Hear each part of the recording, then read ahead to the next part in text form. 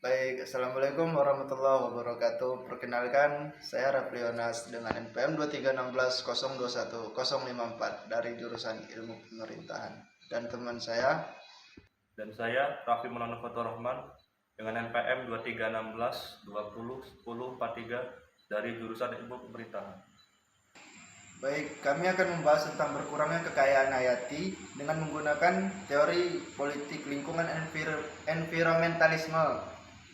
Environmentalisme adalah paham yang peduli terhadap lingkungan dan ekosistem.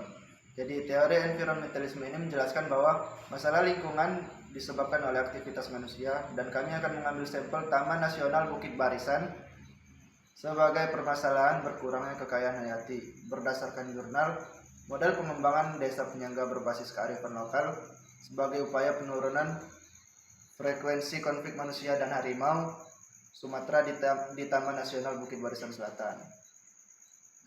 Pulau Sumatera merupakan pulau terbesar kedua di Indonesia setelah Pulau Kalimantan dan merupakan kepulauan yang memiliki hutan dataran rendah terbesar ketiga di dunia. Hutan di Pulau Sumatera memiliki tingkat keanekaragaman hayati yang tinggi. Taman Nasional Bukit Barisan Selatan merupakan salah satu dari taman nasional yang ada di Sumatera yang dapat mewakili tingkat keanekaragaman hayati.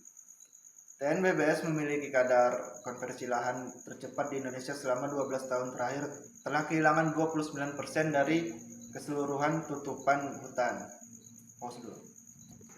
Perubahan lahan menyebabkan penurunan kualitas lingkungan, ketidakseimbangan ekosistem, dan rendahnya keanekaragaman hayati dan terjadinya konflik manusia dan satwa seperti konflik harimau Sumatera dan manusia. Konflik ini menimbulkan kerugian dan ketakutan untuk masyarakat desa penyangga. Model desa penyangga yang rendah dalam menurunkan konflik diperlukan sebagai solusi mengurangi konflik manusia dan satwa, yaitu harimau Sumatera tersebut. Penelitian ini dilakukan pada bulan Agustus sampai September 2016. Penelitian ini menggunakan metode semi-directive interview. Sampel penelitian yaitu 210 responden masyarakat di desa penyangga TNBBS yang terkena dampak konflik manusia dan harimau Sumatera. Berdasarkan konsep environmentalisme, menekankan pentingnya menjaga keanekaragaman hayati dan ekosistem yang seimbang khususnya di Taman Nasional Bukit Barisan Selatan yang memiliki keanekaragaman hayati yang tinggi dan perlu dilindungi. Jadi, TNBBS telah mengalami kerusakan lingkungan yang signifikan akibat perubahan iklim, lahan, dan konflik manusia satwa sehingga menyebabkan kerugian dan ketakutan bagi masyarakat desa penyangga untuk menjaga keseimbangan ekosistem dan mendukung kehidupan masyarakat.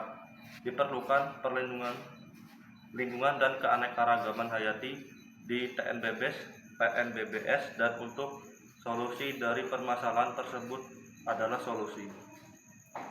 3. Solusi yang pertama adalah pengelolaan lingkungan yang berkelanjutan. Mengembangkan pengelolaan lingkungan yang berkelanjutan dan berbasis masyarakat untuk menjaga keseimbangan ekosistem Taman Nasional Bukit Barisan Selatan. Yang kedua, pendidikan dan kesadaran masyarakat. Meningkatkan kesadaran dan pendidikan masyarakat tentang pentingnya perlindungan lingkungan dan keanekaragaman hayati Taman Nasional Bukit Barisan Selatan. Yang ketiga, kolaborasi antar stakeholder. Meningkatkan kolaborasi antar stakeholder termasuk pemerintah, masyarakat, dan organisasi lingkungan untuk mengembangkan solusi yang efektif dan berkelanjutan. Yang keempat, pengembangan ekonomi lokal yang berkelanjutan.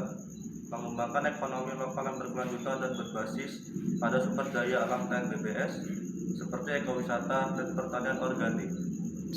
Ya, dan solusi yang terakhir adalah pengamanan dan perlindungan satwa. Mengembangkan program pengamanan dan perlindungan satwa seperti harimau Sumatera untuk mengurangi konflik antara manusia dan satwa.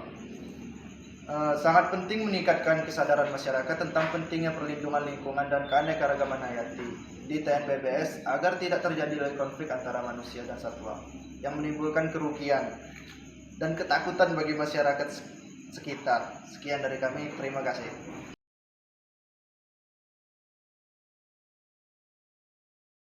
Kita sedang berada bersama narasumber kita untuk menanyakan pendapatnya tentang konflik manusia dan harimau ini. Bagaimana, Mas Ijar? Pendapat Anda? Kalau menurut saya pribadi, awal mula harimau masuk perkampungan itu karena lahan tempat mereka hidup mencari makan itu udah dirusak sama warga. Jadi dia mencari tempat makan itu ya di sekitar rumah warga Iya. yang ada seperti ternak ayam gitu. Jadi menurut Mas, munculnya harimau ini ke permukiman warga itu karena akibat atau ulah manusia itu sendiri. Betul sekali.